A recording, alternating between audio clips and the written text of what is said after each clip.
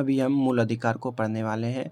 इसमें जो है मूल अधिकार से संबंधित बहुत सारे प्रश्न दिए हुए हैं। 118 यानी कि 118 प्रश्न है। अगर सारा प्रश्न को अच्छे से देखा जाए तो कोई भी प्रश्न जो है एग्जाम में जो कि मूल अधिकार से संबंधित आने वाले हैं वो नहीं छूटेगा। तो शुरू करते हैं बिना समय को ख़त्म किए। हमारा पहला क्वेश्चन है, मौलिक अधिकार संविधान के किस भाग में वर्णित है? मौलिक अधिकार संविधान के किस भाग में वर्णित है? मौलिक अधिकार किसमें है? तो भाग 3 में जो है मौलिक अधिकार है। भारत के संविधान का भाग 3 किससे संबंधित है? तो ये मूल अधिकारों से संबंधित है। इसका आंसर हो जाएगा ऑप्शन सी।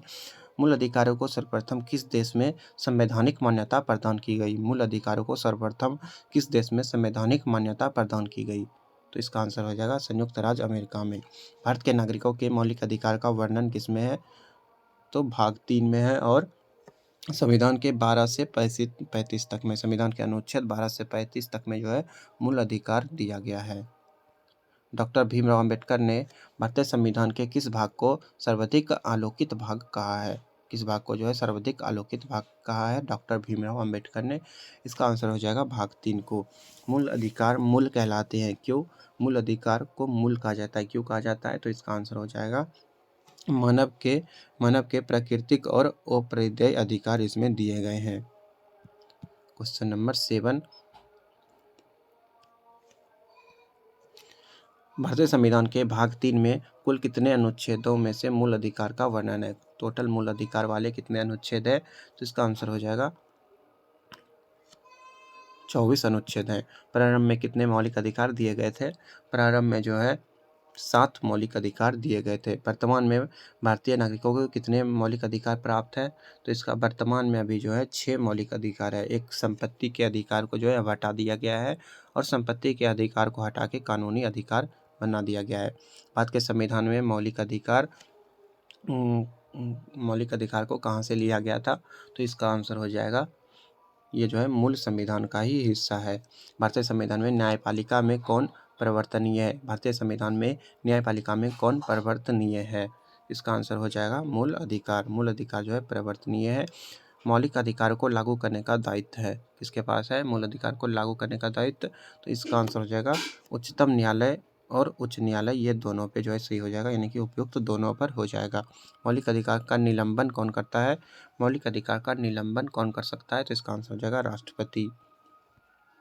इसके बाद मूल अधिकारों के बारे में सुनवाई करने का अधिकार निम्न में से किसको प्रदान किया गया है? मूल अधिकार के बारे में सुनवाई करने का अधिकार किसको दिया गया है?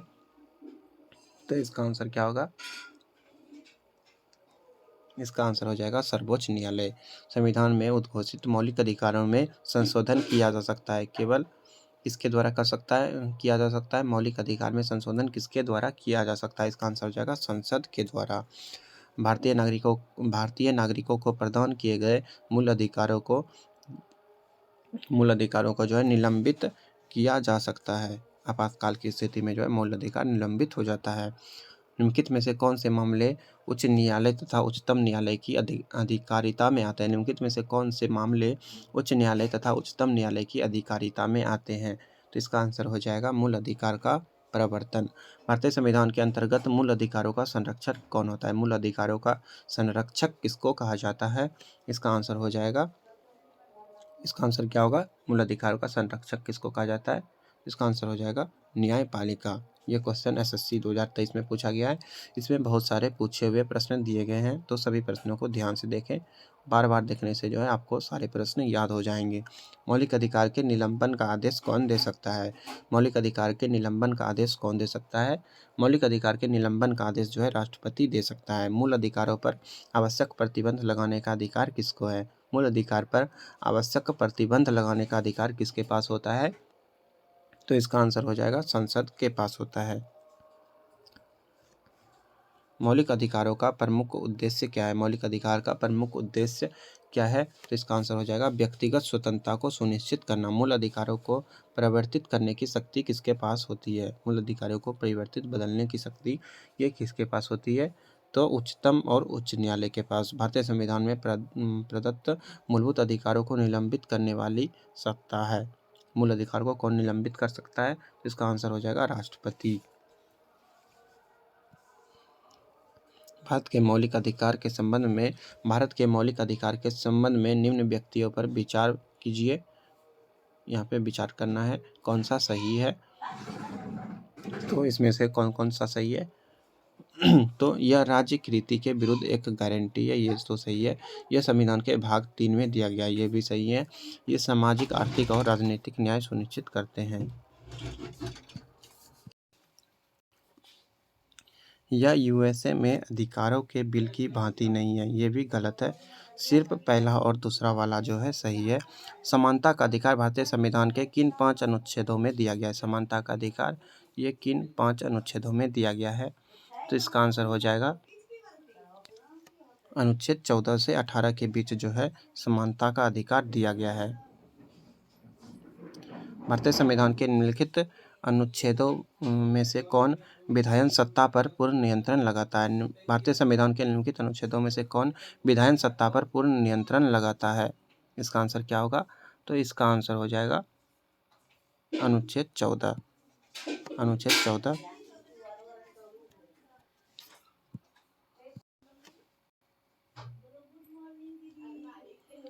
Question number 27। भारतीय संविधान की प्रस्तावना में प्रयुक्त समाजवाद शब्द निम्नलिखित में से किस अनुच्छेद या अनुच्छेदों के साथ मिलकर पढ़ने वाले से सर्वोच्च न्यायालय को समान कार्य के लिए समान वेतन का मौलिक अधिकार परिभाषित करने का शक्ति प्राप्त हुआ है। समान कार्य के लिए समान वेतन, इसका आंसर क्या होगा। तो इसमें से 2 अनुच्छेद के बारे में, पहले समाजवाद शब्द का निम्नलिखित में से किस अनुच्छेद में है, और मौलिक अधिकार यानी कि समान वेतन समान काम के लिए ये किस में है। तो ये जो है इसका तीसरा ऑप्शन सही हो जाएगा। अनुच्छेद 14, 15 और 16 में दिया गया है। विधि के सामने समानता का अधिकार, विधि के समक्ष समानता, ये किस अनुच्छेद में, काफ़ी इंपॉर्टेंट है। ये जो है अनुच्छेद ये जो है एक नागरिक अधिकार होता है। विधि के समक्ष समानता ये एक प्रकार का जो है नागरिक अधिकार है। भारतीय संविधान का कौन सा अनुच्छेद छुआछूत उन्मूलन से संबंधित है। भारतीय संविधान का कौन सा अधिकार छुआछूत उन्मूलन से संबंधित है। इसका आंसर क्या होगा। तो इसका आंसर हो जाएगा अनुच्छेद 17। ये जो है छुआछूत उन्मूलन से संबंधित है। निम्नलिखित में से भारतीय संविधान के कौन से अनुच्छेद किसी भी रूप में अस्पृश्यता निषेध के लिए प्रावधान है। निम्नलिखित में से भारतीय संविधान की कौन से अनुच्छेद किसी भी रूप में अस्पृश्यता निषेध के लिए प्रावधान है। इसका आंसर क्या हो जाएगा। इसका आंसर हो जाएगा अनुच्छेद 17। समानता का अधिकार भारतीय के लिए सुनिश्चित करता है। समानता का अधिकार क्या सुनिश्चित करता है। आर्थिक समानता, सामाजिक और धार्मिक समानता, ये तीनों प्रकार का समानता का वर्णन है। संविधान के किस अनुच्छेद के प्रावधानों के अंतर्गत संविधान के किस अनुच्छेद के प्रावधानों के द्वारा भारत रत्न, पद्म विभूषण आदि अलंकरण प्रदान किए जाते हैं। इसका क्या आंसर हो जाएगा। तो अनुच्छेद 18। 1995 में पारित अस्पृश्यता अपराध अधिनियम को वर्तमान में किस नाम से जाना जाता है। ये 1995 में पारित हुआ था अस्पृश्यता अपराध अधिनियम। अभी इसका वर्तमान में क्या नाम है। तो सिविल अधिकार संरक्षण अधिनियम। सिविल अधिकार संरक्षण अधिनियम।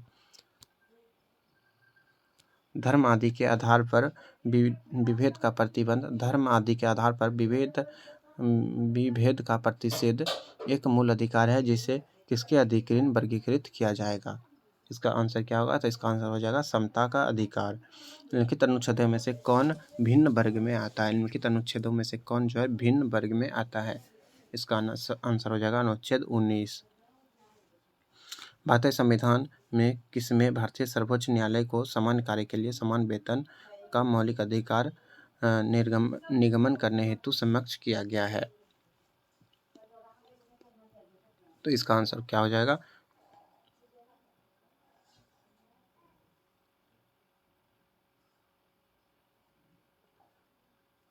तो संविधान की प्रस्तावना में प्रयुक्त समाजवादी शब्द ये भी हो जाएगा। ए को संविधान के अनुच्छेद 14 के साथ मिलकर पढ़ना, और उसके बाद ऑप्शन ए को संविधान के अनुच्छेद 16 के साथ मिलाकर पढ़ना। ये तीनों जो है सही हो जाएगा इसमें। चेन्नई राज्य बनाम चंपकम दोराय दोराज दोरायराजन। चेन्नई राज्य बनाम चंपकम दोरायराजन मुकदमे में भारतीय सर्वोच्च न्यायालय के निर्णय के परिणाम स्वरूप निम्नलिखित में से किस मौलिक अधिकार को संशोधित किया गया था? किस मौलिक अधिकार को संशोधित किया गया था इसमें? इसका आंसर हो जाएगा भेदभाव के विरुद्ध अधिकार। भारत में समाचार पत्रों का स्वतंत्र भारत में समाचार पत्रों का स्वतंत्र ये जो है किस में है? तो इसका आंसर हो जाएगा ये जो है संविधान के अनुच्छेद 19(1) में है। 19 के 1 के को में जो है विशेष रूप से उपबंधित है समाचार पत्रों का स्वतंत्र। भारत का संविधान स्पष्टतः प्रेस की आज़ादी की व्याख्या नहीं करता, किंतु यह आज़ादी अंतर्निहित है। किसमें अंतर्निहित है? तो ये आज़ादी जो है प्रेस का स्वतंत्रता ये किसमें है? तो ये जो है अनुच्छेद 19 के 1 के ओ में है। स्वतंत्रता के मूल अधिकार से संबंधित संविधान स्वतंत्रता के मूल अधिकार से संबंधित संविधान के अनुच्छेद 19 के अंतर्गत कितने प्रकार की स्वतंत्रता दी गई है? मूल अधिकार से संबंधित अनुच्छेद 19 के अंतर्गत जो है कितने प्रकार की स्वतंत्रता दी गई है? अनुच्छेद 19 में जो है टोटल कितने स्वतंत्रता है? अनुच्छेद 19 में जो है ये 6 प्रकार की स्वतंत्रता है। बोलने का स्वतंत्रता, शोषण के विरुद्ध अधिकार, उसके बाद धन रखने का स्वतंत्रता, उसके बाद निवास का स्वतंत्रता, उसके बाद व्यापार करने का स्वतंत्रता, ये सभी जो है अनुच्छेद 19 के अंतर्गत ही आता है। स्वतंत्रता का अधिकार संविधान के किस अनुच्छेद में वर्णन है? स्वतंत्रता का अधिकार संविधान के किस अनुच्छेद में वर्णित है? स्वतंत्रता का अधिकार तो अनुच्छेद 19 से 22 तक में जो है स्वतंत्रता का अधिकार है। ये भी जो है मौलिक अधिकार है। अनुच्छेद 19 में वर्णित स्वतंत्रताएं निम्नलिखित में से किसको प्राप्त है? अनुच्छेद 19 में वर्णित स्वतंत्रताएं जो है किसको प्राप्त है? तो इसका आंसर हो जाएगा केवल भारत के नागरिकों को। भारतीय संविधान का अनुच्छेद 21 निम्नलिखित में से किसके विरुद्ध संरक्षण प्रदान करता है? अनुच्छेद 21 किसके विरुद्ध संरक्षण प्रदान करता है? इसका आंसर हो जाएगा कार्यपालिका और विधायिका दोनों के विरुद्ध। भारत के संविधान का निम्नलिखित में से कौन सा अनुच्छेद प्रेस की स्वतंत्रता से संबंधित है? प्रेस की स्वतंत्रता से संबंधित अनुच्छेद कौन सा है? तो इसका आंसर हो जाएगा अनुच्छेद 19(1) में जो है प्रेस की स्वतंत्रता के बारे में है। निम्नलिखित में से नागरिकों का स्वतंत्रता संबंधी सही अधिकार कौन सा है? निम्नलिखित में से नागरिकों का स्वतंत्रता संबंधी सही अधिकार कौन है? स्वतंत्रता संबंधी अधिकार कौन सा है? तो इसका आंसर हो जाएगा भाषण तथा विचार व्यक्त करने की स्वतंत्रता। प्रेस की स्वतंत्रता किस अधिनियम में निहित है? प्रेस की स्वतंत्रता किस अधिनियम में निहित है? तो इसका आंसर हो जाएगा भाषण स्वतंत्रता। निम्नलिखित में से कौन मौलिक अधिकार नहीं है? बोलने का अधिकार, व्यवसाय का अधिकार, धर्म का अधिकार, हड़ताल पर जाने का अधिकार। कौन सा मौलिक अधिकार नहीं है इसमें से? तो इसका आंसर हो जाएगा हड़ताल पर जाने का अधिकार। ये कोई मौलिक अधिकार नहीं है। भारतीय संविधान का कौन सा अनुच्छेद व्यक्ति के विदेश यात्रा के अधिकार को संरक्षण प्रदान करता है? भारतीय संविधान का कौन सा अनुच्छेद व्यक्ति के विदेश यात्रा के अधिकार को संरक्षण प्रदान करता है? इसका आंसर हो जाएगा अनुच्छेद 21। निम्नलिखित वक्तव्यों पर ध्यान दीजिए। किसी को राष्ट्रगीत गाने के लिए बाध्य नहीं किया जा सकता। क्यों नहीं किया जा सकता है? तो इसे वाक्य स्वतंत्र और अभिव्यक्ति के आधार का उल्लंघन होगा, यानी कि अभिव्यक्ति का जो अधिकार है उसका उल्लंघन हो जाएगा। तो ये जो है सही है। इससे अंतःकरण और धर्म के अबाध रूप से आचरण और प्रचार करने की स्वतंत्रता के अधिकार का उल्लंघन होगा। ये भी सही है। राष्ट्रीय गीत गाने के लिए किसी को बाध्य करने वाला कोई विधिक उपबंध नहीं है। ये जो है गलत है, यानी कि ये जो है पहला सही हो जाएगा, पहला और दूसरा सही है।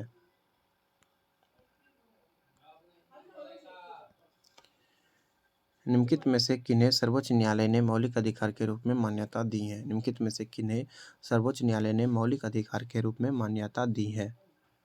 इसका आंसर क्या होगा?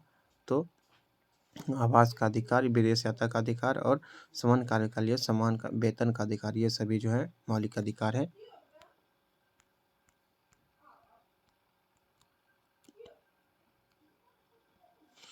भारतीय संविधान में प्रदत्त स्वतंत्रता का अधिकार भारतीय संविधान में प्रदत्त स्वतंत्रता का अधिकार के संबंध में निम्नलिखित में से कौन सा सत्य नहीं है? इसका आंसर क्या हो जाएगा? तो इसका आंसर हो जाएगा भाषण और अभिव्यक्ति की अबाधित स्वतंत्रता। संविधान के किस अनुच्छेदों में शोषण के विरुद्ध अधिकार वर्णित है? संविधान के किन अनुच्छेदों में शोषण के विरुद्ध अधिकार वर्णित है? इसका आंसर क्या हो जाएगा? तो इसका आंसर हो जाएगा अनुच्छेद 23-24। अनुच्छेद 23-24 हो जाएगा। मूल अधिकारों के अंतर्गत कौन सा अनुच्छेद बच्चों के शोषण से संबंधित है? बच्चों के शोषण से संबंधित कौन सा अनुच्छेद है? तो अनुच्छेद 24। भारतीय संविधान के अंतर्गत किस आयु के बालक को किसी खान कारखाना में संकटमय सेवा में लगाए जाने का प्रतिषेध किया गया है? इसका आंसर क्या होगा? तो 14 वर्ष से कम आयु के बच्चे को कारखाना वगैरह में काम नहीं कराया जा सकता है। कारखानों अथवा खानों में कोई व्यक्ति नियुक्त नहीं किया सकता जब तक उसकी आयु कम से कम कितना हो जाए? तो कम से कम उसका आयु 18 वर्ष होना चाहिए। भारतीय संविधान के अनुसार किसी भी व्यक्ति को जिसे गिरफ्तार अथवा बंदी किया जाता है सबसे नज़दीकी मजिस्ट्रेट के समक्ष उपस्थित करना आवश्यक होगा। कितने समय के अंदर? तो इसका आंसर हो जाएगा 24 घंटे के अंदर। 57 14 वर्ष से कम आयु के बहुत से गरीब बच्चे पटाखा बजाने वाले कारखाने में काम करते हैं। इन कारखानों में बच्चों को काम देने से किस मौलिक अधिकार का उल्लंघन होता है? किस मौलिक अधिकार का उल्लंघन होता है? तो शोषण के विरुद्ध अधिकार का उल्लंघन हो जाएगा। निम्नलिखित में से किस अनुच्छेद में कहा गया है कि किसी भी व्यक्ति को एक ही अपराध के लिए एक बार से अधिक अभियोजित एवं दंडित नहीं किया जाएगा? किस अनुच्छेद में ऐसा कहना है? तो इसका आंसर हो जाएगा, क्या आंसर हो जाएगा? इसका आंसर हो जाएगा 56 का अनुच्छेद 121 हो जाएगा। अनुच्छेद 21 हो जाएगा। यानी कि एक ही अपराध के लिए एक ही बार उसको दंडित किया जा सकता है, बार बार नहीं किया जा सकता है। बात है संविधान कोई अपराध किए जाने के लिए किसी समन व्यक्ति को जिसे किसी समन विधि के अंतर्गत गिरफ्तार किया गया हो निम्नलिखित में से कौन सा अधिकार प्रदान करता है? कौन सा अधिकार प्राप्त करता है? तो गिरफ्तारी का कारण शीघ्रता का जानने का अधिकार, यानी कि उसे किस कारण से गिरफ्तार किया गया है वो जानने का अधिकार उसके पास है। अपनी रुचि के अनुरूप वकील से परामर्श लेने एवं बचाव करने का अधिकार ये भी है। गिरफ्तारी के 24 घंटे के अंदर मजिस्ट्रेट के समक्ष प्रस्तुत किए जाने का अधिकार है। ये तीनों सही है, उपयुक्त सभी का अधिकार। धार्मिक स्वतंत्रता का अधिकार संविधान के किस अनुच्छेदों में वर्णित है? धार्मिक स्वतंत्रता यानी कि पूजा पाठ का स्वतंत्रता ये किस अनुच्छेद में वर्णित है? तो इसका आंसर हो जाएगा अनुच्छेद 25 से 30 के बीच में धार्मिक स्वतंत्रता का अधिकार दिया गया है। भारतीय संविधान के अनुच्छेद 25 का संबंध किससे? अनुच्छेद 25 का संबंध किससे है? तो इसका आंसर क्या होगा? तो धर्म की स्वतंत्रता से इसका अधिकार है। धार्मिक स्वतंत्रता के अधिकार में संविधान के अंतर्गत सम्मिलित है। कौन कौन सा सम्मिलित है धार्मिक स्वतंत्रता से संबंधित? तो इसका आंसर क्या क्या होगा? तो धर्म का प्रचार करने का अधिकार, सिख के कृपाण धारण करने का अधिकार और रखने का अधिकार, राज्यों का समाज सुधारक विधिक निर्माण करने का अधिकार, धर्म निकायों का लोगों को धर्म परिवर्तन कराने का अधिकार ये नहीं है। ये तीनों ऊपर का सही है, पहला, दूसरा और तीसरा वाला ये सही है। संविधान के किस अनुच्छेद के द्वारा सिखों द्वारा कृपाण धारण करना धार्मिक स्वतंत्रता का अंग माना जाता है? कौन सा सही हो जाएगा? तो अनुच्छेद 25। संविधान द्वारा प्रदत्त धार्मिक अधिकारों पर राज्य किन अधिकारों पर प्रतिबंध लगा सकता है? संविधान द्वारा प्रदत्त धार्मिक अधिकारों पर राज्य किन अधिकारों पर प्रतिबंध लगा सकता है? किन अधिकार पे? तो इसका आंसर हो जाएगा स्वास्थ्य, सदाचार और लोक व्यवस्था के आधार पर प्रतिबंध लगा सकता है। यानी कि ये तीनों सही हो जाएगा। संविधान के किस अनुच्छेद के अंतर्गत अल्पसंख्यकों को अपनी संस्कृति के संरक्षक तथा अपनी पसंद की शिक्षा संस्थाओं की स्थापना और संचालन के अधिकार का मान्यता प्रदान किया गया है? तो इसका आंसर हो जाएगा अनुच्छेद 29 और 30। भारतीय संविधान के कौन सा अनुच्छेद अल्पसंख्यकों को अपनी मनपसंद शिक्षण संस्थान के स्थापित तथा संचालित करने का अधिकार संरक्षण प्रदान करता है? कौन सा सही हो जाएगा? इसका आंसर हो जाएगा अनुच्छेद 30। यूपीपीसीएस में पूछा गया है, काफ़ी इंपॉर्टेंट प्रश्न है। धार्मिक स्वतंत्रता का अधिकार किस अनुच्छेद के द्वारा दिया गया है? धार्मिक स्वतंत्रता का अधिकार अनुच्छेद 25 में, ये तो अभी पहले भी आया था। भारतीय संविधान के किस अनुच्छेद में संवैधानिक उपचारों का अधिकार दिया गया है? संवैधानिक उपचारों का अधिकार ये किस में दिया गया है? तो ये जो है अनुच्छेद 32 में दिया गया है, संवैधानिक उपचारों का अधिकार। इसको जो है डॉक्टर भीमराव अंबेडकर ने संविधान का आत्मा का संज्ञा दिया है। इसके बाद यही वाला प्रश्न है, लिखित मौलिक अधिकार में किसे जो है BR अम्बेडकर ने संविधान का हृदय और आत्मा कहा है? तो संवैधानिक उपचारों का अधिकार अनुच्छेद 32 को। संवैधानिक उपचारों का अधिकार किन परिस्थितियों में निलंबित हो जाता है? संवैधानिक उपचारों का अधिकार किन परिस्थिति में निलंबित हो सकता है? तो इसका आंसर क्या हो जाएगा? इसका आंसर हो जाएगा आपात की स्थिति की घोषणा के दौरान, सेना सदस्यों के संबंध में, और जब सैनिक विधि लागू हो, यानी कि उपयुक्त सभी जो है परिस्थिति में संवैधानिक उपचार का अधिकार को जो है निलंबित किया जा सकता है। निम्नलिखित में से कौन सा अधिकार भारतीय संविधान के अनुच्छेद 32 के अंतर्गत प्रवर्तित किए गए हैं? कौन सा अधिकार परिवर्तित किया गया है? तो इसका आंसर हो जाएगा मौलिक अधिकार। मौलिक अधिकारों को लागू करने के लिए निम्नोक्त में से किसी न्यायालय द्वारा जारी किया जा सकता है? मौलिक अधिकार को लागू करने के लिए न्यायालय के द्वारा जारी किया जा सकता है? इसका आंसर हो जाएगा समादेश, यानी कि रीट जारी कर सकता है। व्यक्तिगत स्वतंत्रता के लिए निम्नलिखित में से कौन सी रीट याचिका दायर की जा सकती हैं? व्यक्तिगत स्वतंत्रता के लिए कौन सा रीट जारी किया जा सकता है? तो इसका आंसर हो जाएगा हेबियस कार्पस। हेबियस कार्पस ये जो है व्यक्तिगत स्वतंत्रता के लिए याचिका दायर करने के लिए ये वाला रीट जारी किया जा सकता है। कौन व्यक्तिगत स्वतंत्रता से संबंधित है? कौन व्यक्तिगत स्वतंत्रता से संबंधित है? इसका आंसर क्या होगा? तो बंदी प्रत्यक्षीकरण, ये जो है व्यक्तिगत स्वतंत्रता से संबंधित है। 75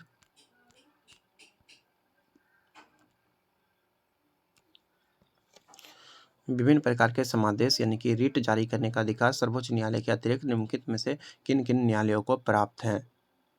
रीट जो है सर्वोच्च न्यायालय के अलावा और जो है कौन पारित कर सकता है? इसका आंसर क्या होगा? इसका आंसर हो जाएगा राज्य के उच्च न्यायालय को भी ये अधिकार है। बंदी प्रत्यक्षीकरण के अतिरिक्त निम्नलिखित में से किस याचिका को उच्च न्यायालय जारी कर सकता है? तो उत्प्रेषण, परमादेश, अधिकार परीक्षा, प्रतिषेध, ये सभी जो है उच्च न्यायालय के द्वारा जारी किया जा सकता है।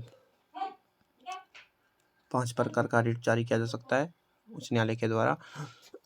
बंदी प्रत्यक्षीकरण याचिका, इसके बारे में कौन सा सही है? बंदी प्रत्यक्षीकरण याचिका ये जो है निरुद्ध व्यक्ति या हितवत व्यक्ति दोनों के द्वारा दाखिल किया जा सकता है। निम्नलिखित में से किस स्थिति में बंदी प्रत्यक्षीकरण याचिका जारी किया जाता है? किस स्थिति में बंदी प्रत्यक्षीकरण याचिका हेबियस कार्पस ये जारी किया जा सकता है? तो इसका आंसर क्या हो जाएगा? इसका आंसर हो जाएगा दोषपूर्ण पुलिस नज़रबंदी में। अगर कोई पुलिस जो है उसको ज़बरदस्ती नज़रबंद कर लिया, छिपा के रख लिया है, तो इसमें बंदी प्रत्यक्षीकरण याचिका दायर हो सकती है, रीट जारी हो सकता है। किसी व्यक्ति का अवैध निरोध के मामले में न्यायालय द्वारा जारीकृत परमादेश निम्नलिखित में से कौन है? तो इसका आंसर हो जाएगा बंदी प्रत्यक्षीकरण। निम्नलिखित में से किस याचिका का शाब्दिक अर्थ होता है हम आदेश देते हैं? हम आदेश देते हैं, ये किसका अर्थ है? तो इसका आंसर हो जाएगा परमादेश। परमादेश का अर्थ होता है हम आदेश देते हैं। निम्नोक्त समादेशों में से कौन सा समादेश किसी अवैध व्यक्ति के सरकारी पद को बचाने के लिए जारी किया जा सकता है? निम्नोक्त समादेशों में से कौन सा समादेश किसी अवैध व्यक्ति के सरकारी पद को बचाने के लिए जारी किया जा सकता है? इसका आंसर हो जाएगा अधिकार परीक्षा। ये जो है सरकारी पद को बचाने के लिए इसका यूज किया जा सकता है, अधिकार परीक्षा। व्यक्ति, निगम अथवा अधीनस्थ अधिकरण जिस कार्य को रोकने के लिए आबद्ध है उस कार्य को करने के लिए जारी करने वाले रीट को क्या कहते हैं? तो इसका आंसर क्या होगा? इसका आंसर हो जाएगा परमादेश। वह रीट जो भारत में उच्चतम न्यायालय अथवा सर्वोच्च न्यायालय द्वारा किसी व्यक्ति या सार्वजनिक संस्था का आदेश देती है, वह अपने कर्तव्य का पालन करे। क्या कहलाती है? क्या कहलाती है? तो इसका आंसर हो जाएगा परमादेश। निम्नलिखित में से किस रीट के द्वारा किसी सक्षम न्यायालय द्वारा किसी व्यक्ति, निगम या निचली अदालत को कोई ऐसा कार्य करने के लिए आदेश दिया जा सकता है जो कर्तव्य सीमा में आता है, जिनको उन्हें पूरा करना चाहिए? इसको कौन सा रीट कहा जाता है? तो इसका आंसर हो जाएगा परमादेश। परमादेश का अर्थ क्या होता है? हम आदेश देते हैं। काफ़ी इंपॉर्टेंट है, याद रखना है ये बात। एक ऐसी याचिका जो न्यायपालिका द्वारा जारी की जाती है तथा जिसमें कार्यपालिका को कहा जाता है कि वह कार्य करे जो उसे प्राप्त शक्तियों के अंतर्गत करना चाहिए। इस रीट को क्या कहा जाता है? तो इस रीट को जो है मेंडेमस कहा जाता है। मेंडेमस। उत्प्रेषण रीट निम्नलिखित में से किस आधार पर जारी किए जाते हैं? उत्प्रेषण जो है किस अधिकार पर जारी किया जाता है? तो उत्प्रेषण को जो है आधिकारिक का अभाव या अधिकारिता से बाहर किए जाने के लिए, नैसर्गिक न्याय के सिद्धांतों का अतिक्रमण होने पर और अभिलेख में प्रत्यक्षता प्रकट विधिक त्रुटि के आधार पर, यानी कि ये तीनों के आधार पर जो है इसको लागू किया जा सकता है, बंदी प्रत्यक्षीकरण को। निम्नलिखित में से किस याचिका के अधीन किसी कर्मचारी को ऐसे कार्यवाही करने से रोका जाता है जिसके लिए सरकारी तौर पर वह हकदार नहीं है? यानी कि कोई कार्यवाही किसी काम को करने के लिए हकदार नहीं है, तो उसको जो है किसके तहत रोका जा सकता है? तो इसका आंसर क्या होगा? इसका आंसर हो जाएगा अधिकार परीक्षा। न्यायालय द्वारा जारी किए गए परमादेश के माध्यम से न्यायालय क्या कर सकता है? परमादेश के आधार पर न्यायालय क्या कर सकता है? तो इसका आंसर हो जाएगा किसी व्यक्ति या संस्था को उसके सार्वजनिक दायित्वों या तथा कर्तव्यों का पालन करने के लिए जारी किया जाता है। इसके बाद है 89। कौन मूल अधिकारों के अंतर्गत नहीं आता है? कौन जो है मूल अधिकारों के अंतर्गत नहीं आता है? इसका आंसर हो जाएगा संपत्ति का अधिकार। ये मूल अधिकार के अंतर्गत नहीं है। इसको जो है इसको कानूनी अधिकार बनाया गया है। इसको जो है अनुच्छेद 300 के को में रखा गया है। 300 के को में रखा गया है संपत्ति के अधिकार को। निम्नलिखित में से कौन मौलिक अधिकार नहीं है? निम्नलिखित में से कौन जो है मौलिक अधिकार नहीं है? इसका आंसर हो जाएगा संपत्ति का अधिकार। संपत्ति के मौलिक अधिकार को कब समाप्त किया गया? संपत्ति के अधिकार को कब समाप्त कर दिया गया? इसका आंसर हो जाएगा 1978 के 44वें संविधान संशोधन। संपत्ति का अधिकार कैसा अधिकार है? तो ये एक कानूनी अधिकार है। कभी कभी इसको विधिक अधिकार भी कहा जाता है। 44वें संविधान संशोधन विधेयक द्वारा किस मौलिक अधिकार को सामान्य वैधानिक अधिकार बना दिया गया? तो इसका आंसर हो जाएगा संपत्ति का अधिकार। संपत्ति के मूल अधिकार को किस संवैधानिक संशोधन अधिनियम द्वारा समाप्त कर दिया गया? 44वां संविधान संशोधन। निम्नलिखित में से कौन सा मौलिक अधिकार नहीं है? तो संपत्ति का अधिकार यह मौलिक अधिकार नहीं है। भारतीय संविधान के अनुसार संपत्ति का अधिकार क्या है? संपत्ति का अधिकार जो है एक विधिक अधिकार है। विधिक अधिकार है और कानूनी अधिकार भी इसको कहा जाता है। मूलभूत अधिकार नहीं है।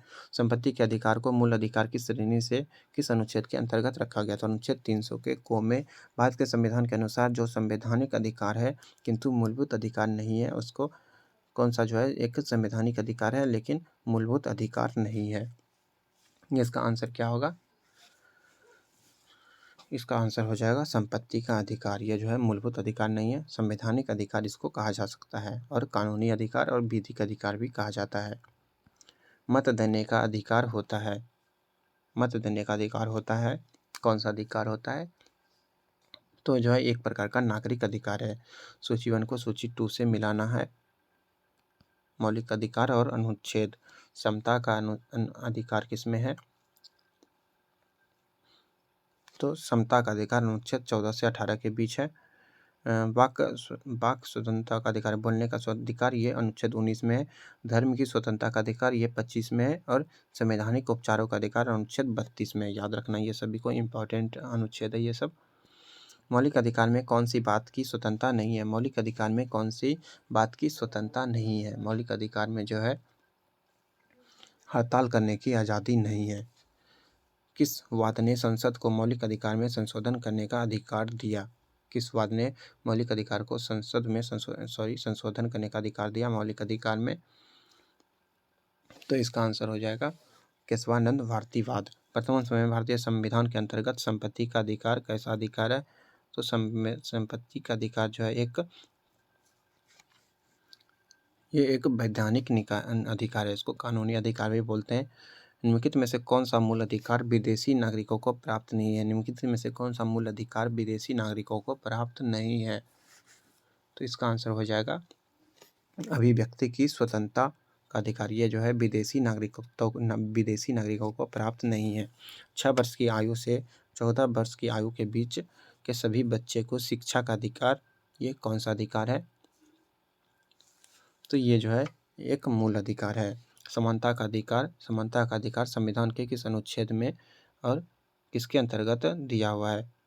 किस अनुच्छेद में दिया गया है समानता का अधिकार?